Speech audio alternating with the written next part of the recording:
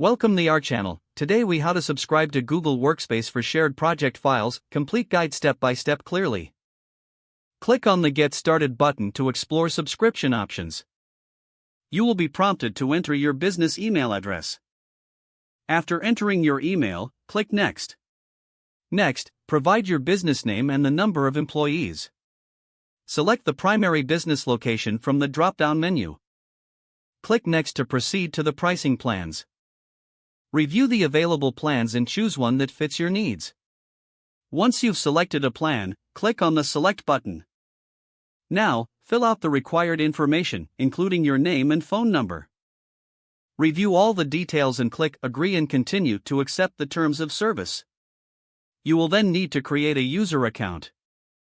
Enter the account information, including your desired username and password. After creating your account, you may be prompted to verify your email address. Check your email for a verification link and click on it. Once verified, return to the Google Workspace setup page. You can now set up your domain for email and file sharing. If you already own a domain, follow the prompts to link it to your Google Workspace account. If you don't have a domain, you can purchase one through Google during the sign-up process. Proceed to configure additional settings like billing information. Once you have entered the necessary payment details, click Start Free Trial or Purchase. Your Google Workspace account is now set up. Log in to your Google Workspace account. Navigate to Google Drive for file storage and sharing. Create folders to organize your project files effectively. Invite team members to collaborate by sharing those folders.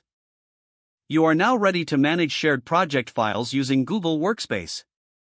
If the page does not load, refresh the browser or try again in a private or incognito window. Make sure you are using the correct. If your password is not accepted, use the reset option and create a new strong password you can remember. Check your spam folder for verification or security emails, then complete any requested confirmation steps. Don't forget to like this video and subscribe to our channel for more step-by-step tech guides.